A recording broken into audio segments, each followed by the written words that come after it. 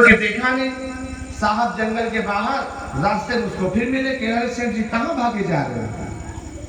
साहब को ऊपर से नीचे तक देखा, साहब एकदम ऐसे खड़े, उसने अपनी आंखों से देखा था जाते हुए आमा में, लेट के दंडवत किया, लेट गया साहब के चरणों में, प्रणाम किया, कहा महाराज आजो प्रहलाद है, हम अपनी आंखों से देखें महाराज आजो प्रहलाद है। तो ऐसे थे साहब अनुपदास, उन्होंने समझो इस ग्रंथ पे कलम चलाया है। ये ग्रंथ भी अगर हमको आपको सुनने को पढ़ने को मिल रहा है तो इसकी महामहिमा है बाबा अनुपदास जी की।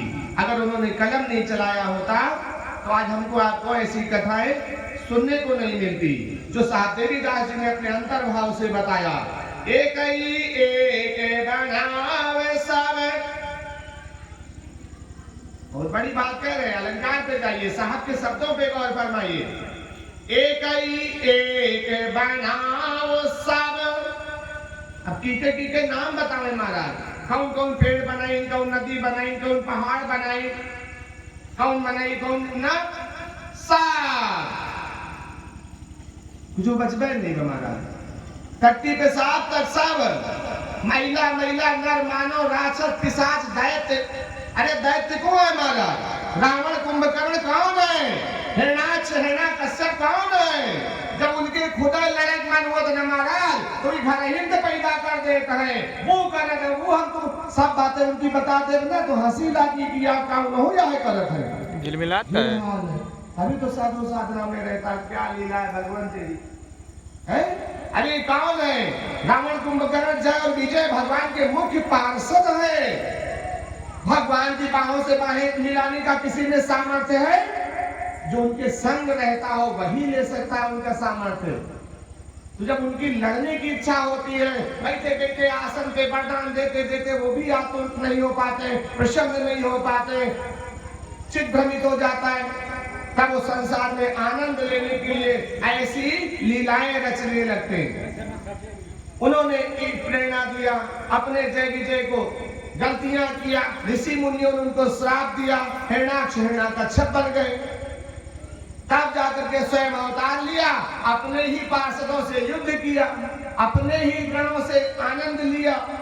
उनको उनके बल का जो अभिमान था, हम भगवान के पार्षद, हमें अद्वितीय, हमें कोई परास्त नहीं कर सकता है। जब पटक पटक मारेंगे तो नहीं पता लग गई तो है मारे वाला है ना। उन्होंने सोचत रही तो भीतर बैठ गई, भीतर सुरक्षित है ना हमारी वजह से। ऐसे भाव उनके अंदर आने लगे थे। कहीं बैकुंठ के भीतर बैठ रहा था ना, लक्ष्मी जी का ले अगर हम न रही, इनका पता नहीं को दौड़ा ले जाए, कहीं बहुत दैत्य घूम रहे धरती पे।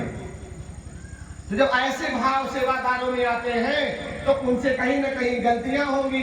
वही गलतियों का बहाना वो ऋषि मुनियों को भक्तों से पंगा करा देते महाराज। कोई न कोई भाव करा देंगे, बस वो उठाते उनको श्राप दे देते, जाओ निशाचर हो तुम कपटी पापी, तो श्राप दिया ना नारद जी ने।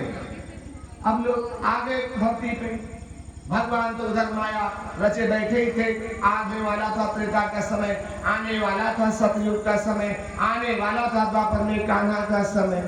तो ये सब परमात्मा के ही अंशांश है। वही साहब देवीदास जी कह रहे, एक एक बनाओ सब,